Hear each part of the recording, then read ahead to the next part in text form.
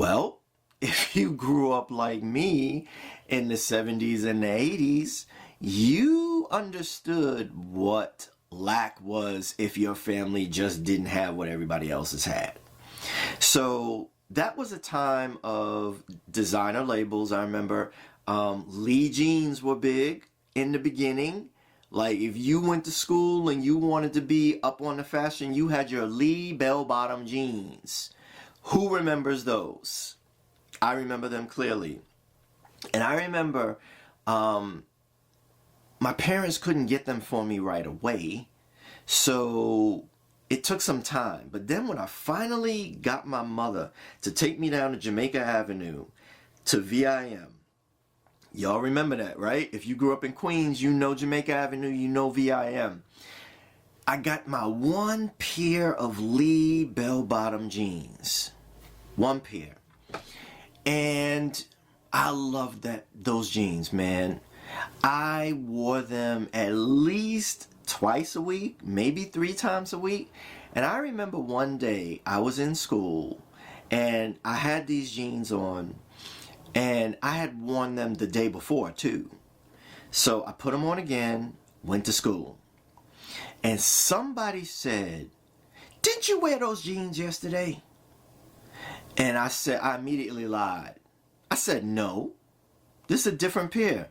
And they said, "That looks like the same pair you had on yesterday." And I said, "Well, they all look the same. It's the same pair." But I knew inside that I was lying. He knew that inside I was lying. And everybody else around that conversation was like, yeah, that's probably the same pair of jeans he had on. He only got one pair. I remember going home so ashamed. That wasn't the only experience. Like, there were other things that I went through. My family never had to go on public assistance, but we never had a lot. I didn't realize what position I was in until I got older. I used to think, well, we were middle class. No, my family really wasn't middle class. It was lower middle class. We weren't poor, but we were lower middle class. And a lot of my friends and us, we grew up in that same situation. So what that did for me is it made me ashamed of having that lack. Like, we never had the new cars, never had the latest fashions, didn't take the big vacations. Like, friends would go away for the summer to Disney World or things like that. That wasn't in my family's experience. It was just, we would drive down south to stay in the family trailer on the family land and spend that time and then drive back to New York. That was our vacations. So I grew up feeling like I needed to make up for lost time. So what did I do? As soon as I got out and started working on my own, I started accruing debt. And I accrued that debt because I wanted to wear the latest fashions. I wanted to have nice things. I wanted to drive a new car.